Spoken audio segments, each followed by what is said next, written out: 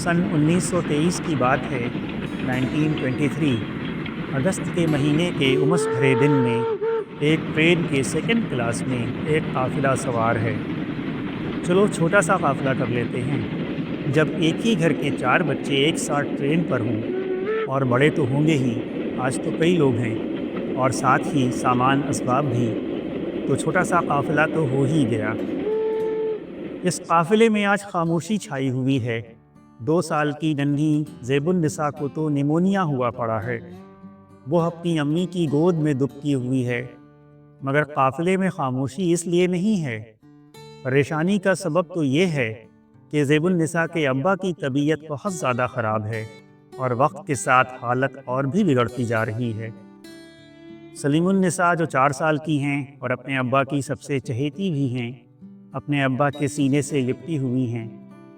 उनसे बड़े दोनों भाई बहन भी अम्मी के दाएं बाएं सहमे से बैठे हुए हैं।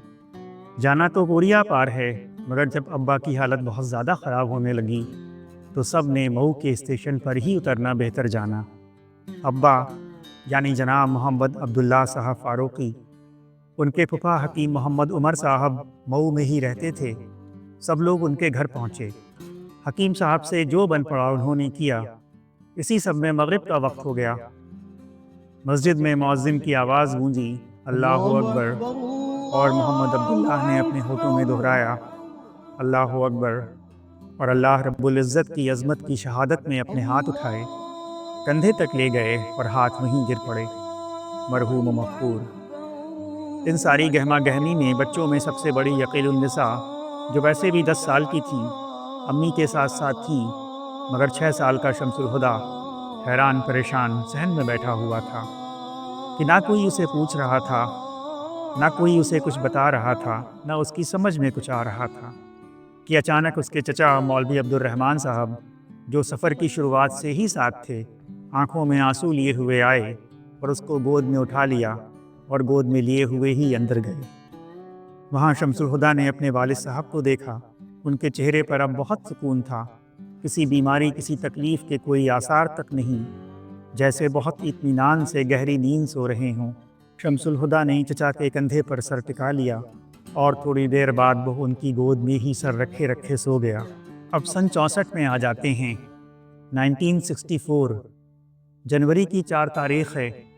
शम्सुल हुदा अब फ़ारूकी साहब हो गए हैं, जौनपुर में डिप्टी कलेक्टर हैं। एक दिन ऑफिस से ज़रा जल्दी घर आ गए तो उनके यही चचा मौलवी अब्दुर्रहमान साहब फ़ारूकी, जिन्होंने 6 साल की उम्र से उनकी परवरिश की थी और उन दिनों वहीं उनके साथ ही रह रहे थे, असर की नमाज अदा करके सहन में धूप में बैठे हुए थे। 1-2 बातें हुईं, चाय पी और मौलवी अब्दुर्रहमान साहब उठकर अपने कमरे में चले गए।